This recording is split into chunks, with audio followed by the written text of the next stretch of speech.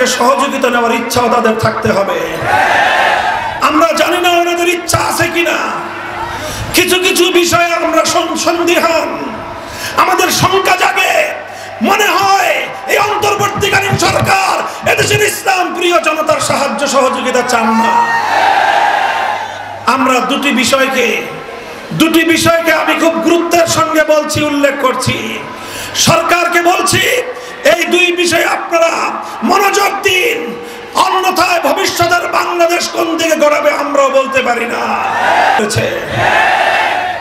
আমরা সাম্প্রদায়িক সম্প্রীতির পক্ষে বিশ্বাসী, কিন্তু সাম্প্রদায়িক সম্প্রীতির কথা বলে কেউ যদি মুসলিম জাতি সত্তাকে ধ্বংস করতে চায়, সেই ষড়যন্ত্র আমরা প্রতিহত করতে প্রস্তুত। কাজেই এদেশের মুসলমানদের সেন্টিমেন্টকে, মুসলমানদের ইচ্ছাকে, মুসলিম জাতিসত্তার অভিপ্রায়কে ভুলণ্ঠিত করে কোনো রাজনীতি চলতে পারে না। অন্তর্বর্তীকালীন সরকারকে আমরা সহযোগিতা করেছি, সহযোগিতা করছি, আগামী দিনেও আমাদের সহযোগিতা করবার ইচ্ছা আছে। তবে ডক্টর ইউনূস সাহেবের এই অন্তর্বর্তীকালীন সরকার, প্রথম হলো শিক্ষা ব্যবস্থা। আমার দেশের মুসলমানদের সোনামণিরা স্কুলে কলেজে কি পড়াশোনা করবে সেটা পাশ্চাত্যের ভাড়াটিয়া ওই কামরুল হাসান মামুন অথবা সামিনা লুৎফাদের মতো সমকামিতাকে প্রমোটকারীদের হাতে আগামী প্রজন্মের ভাগ্য আমরা ছেড়ে দিতে পারি না। আমার সন্তানদের ঈমান রক্ষা করবার জন্য আমরা যুদ্ধে যেতে প্রস্তুত। এই দুই কুলাঙ্গার, এদেরকে শিক্ষা কমিশন থেকে বাদ দিয়ে দেন। ইসলামী শিক্ষায় পারদর্শী ব্যক্তিবর্গকে শিক্ষা কমিশনে অন্তর্ভুক্ত করুন। এটা কিন্তু আমাদের কোনো আবদার নয়, এটা আমাদের স্পষ্ট দাবি এবং ঘোষণা। আমাদের দাবি শান্তিপ্রিয় থাকতে থাকতে কর্ণপাত করুন, আর নয় কিভাবে দাবি আদায় করতে হয় শাপলা চত্বরের সৈনিকেরা জানে।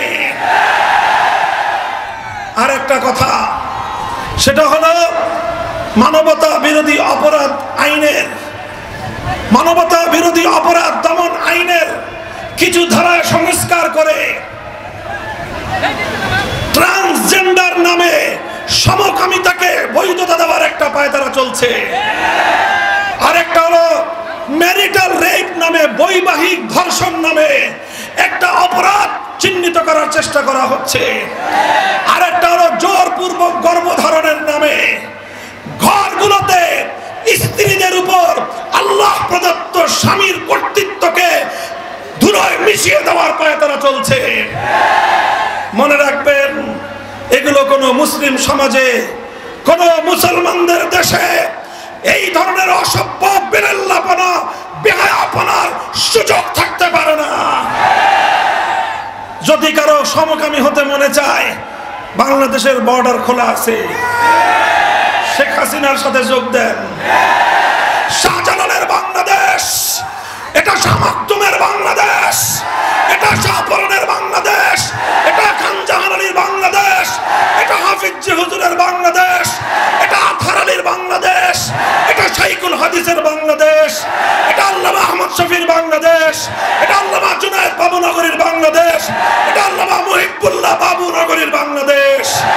এই বাংলাদেশে সমকামিতা, মত বেহায়াপনাকে বরদাস্ত আমরা করব না।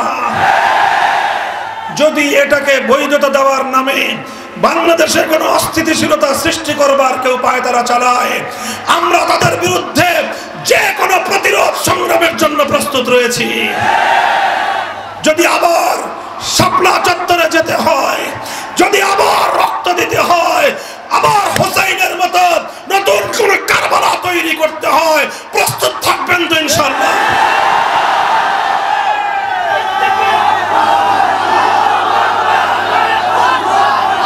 আপনারা যদি প্রস্তুত থাকবেন, বেঁচে থাকবে বাংলাদেশ।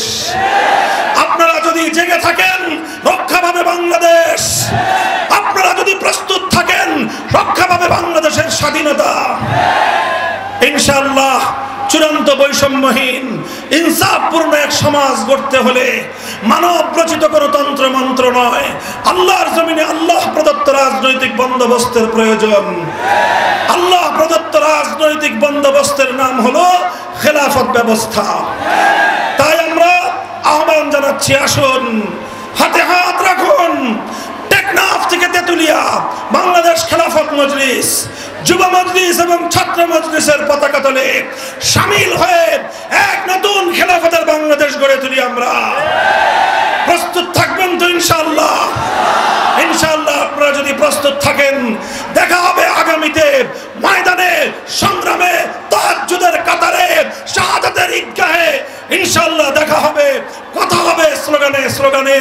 আপনাদের সকলের প্রতি আন্তরিক অভিনন্দন জ্ঞাপন করে, এই প্রতিকূল আবহাওয়া উপেক্ষা করে এই বিশাল জনসমুদ্র তৈরি করায় নান্দাইলের তাওহীদি জনতাকে আমার পক্ষ থেকে অভিনন্দন জানিয়ে শেষ করলাম। ওয়া আখিরু দাওয়ানা আলহামদুলিল্লাহি রাব্বিল আলামিন। বাংলাদেশ জিন্দাবাদ, বাংলাদেশ।